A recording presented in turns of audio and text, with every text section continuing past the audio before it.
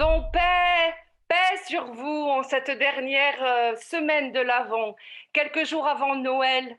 Donc, kia ora, comme on dit chez les Maoris. Donc voilà, je voulais vous parler aujourd'hui de la mission. Et pour parler de la mission, il faut partir du mystère de la Trinité, l'envoi du Fils dans le monde, l'envoi de l'Esprit dans le monde.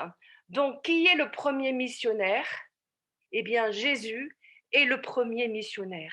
Il est missionné, il est l'envoyé de Dieu. Il est celui qui veut sauver tous les hommes. Moi, j'aime beaucoup ce passage du psaume 19, qui compare le Seigneur à un soleil s'élançant de la chambre nuptiale, dans la joie d'un héros conquérant. Il sort de sa demeure, il sort de sa chambre nuptiale et il vient dans la joie. Pour moi, c'est Noël. C'est Dieu qui sort de lui, c'est vraiment le mouvement de sortie dont parle si souvent le pape François. Que nous soyons confinés ou pas confinés, nous sommes en sortie. C'est notre état.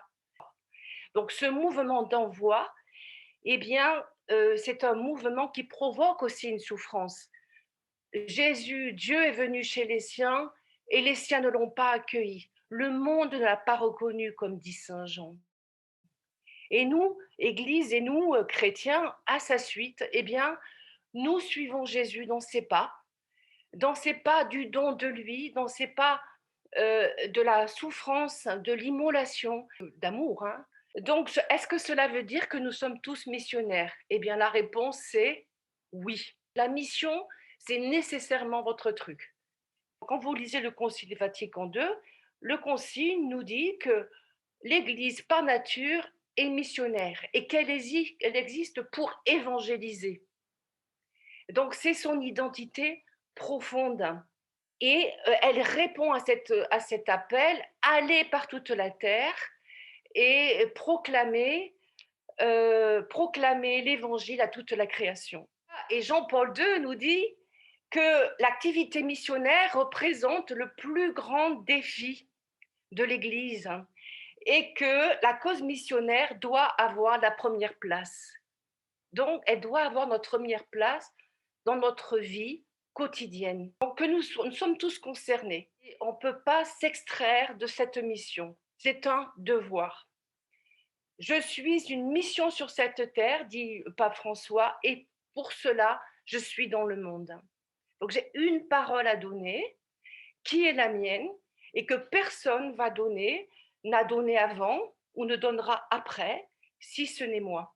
Cela peut se faire uniquement que si je suis contagieux. On parle beaucoup de contagion, de cas contacts. Donc, il faut faire le plus de cas contacts possible dans le domaine de l'Esprit Saint et de l'amour, du feu de l'amour. On ne peut pas contaminer si on n'a pas été attiré. Dans le cantique des cantiques nous dit: attire-moi, nous courons. Si je suis attiré, si je suis saisi, eh bien, d'autres avec moi seront attirés et seront saisis. Et ça, c'est pas possible si on n'est pas habité par l'Esprit Saint, qui est l'agent principal de l'évangélisation. Donc, une vie d'union à Dieu est profondément missionnaire. Donc, c'est pour ça que la petite Thérèse est la patronne des missions, elle qui est jamais sortie de Lisieux, qui est jamais sortie de son Carmel. Vous pouvez être missionnaire en rejoignant l'universalité du monde à partir de chez vous, à partir de votre fauteuil. Il parle des périphéries existentielles. Le pape François dit: la périphérie la plus désolée de l'humanité, c'est l'indifférence à Dieu. C'est un défi et des moyens par l'Esprit Saint, par l'Église, nous sont donnés pour y répondre, dont nous sommes équipés. Le premier devoir, c'est notre auto-évangélisation permanente. Et aussi un des points majeurs pour l'évangélisation, c'est l'unité.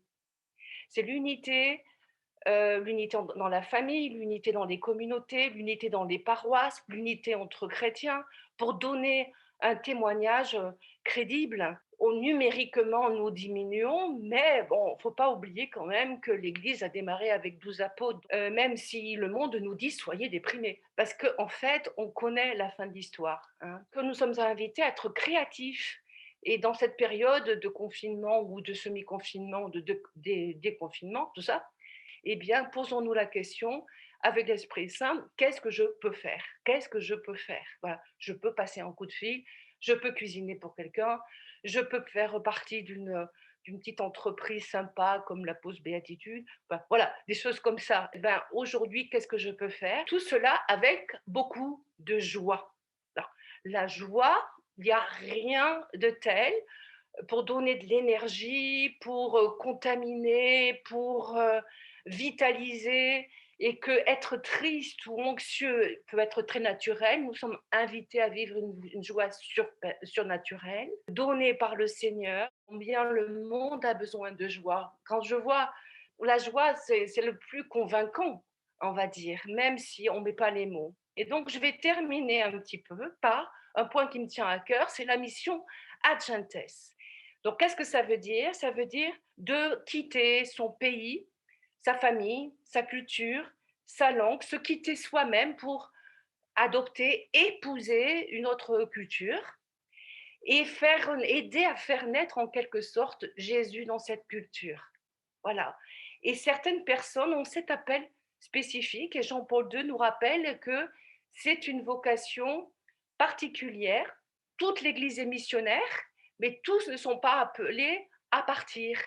Il est toujours d'actualité. Il y a encore du travail. Il y a bien sûr la réévangélisation, mais aussi la nouvelle évangélisation. Ça touche aussi des familles, ça touche des couples qui se sentent appelés à tout quitter pour aller apporter Jésus ailleurs. Mais être missionnaire, c'est pas forcément faire des choses extraordinaires. Ça peut être aussi, comme les moines de Tibérine ou comme le père Charles de Foucauld, de vivre avec, d'être fidèle jusqu'au bout. Donc, c'est même pas par les mots, c'est par l'amour. En terminant, je voudrais vous inviter à embrasser la cause missionnaire par tous les moyens qui sont à votre disposition. Donc l'amour, l'offrande, la prière, mais aussi peut-être participer à une œuvre caritative, une œuvre dans un pays qui vous tient à cœur, ou apporter une aide financière. Je pense à l'œuvre de la communauté, l'Alliance internationale. N'ayez pas peur dans ce temps de Noël de vous laisser interpeller par le Saint-Esprit. Tournons-nous vers Marie, hein, qui elle s'élance pour aller visiter sa cousine Élisabeth dans un mouvement missionnaire extraordinaire, dans une adoration et qui doit accompagner cet élan.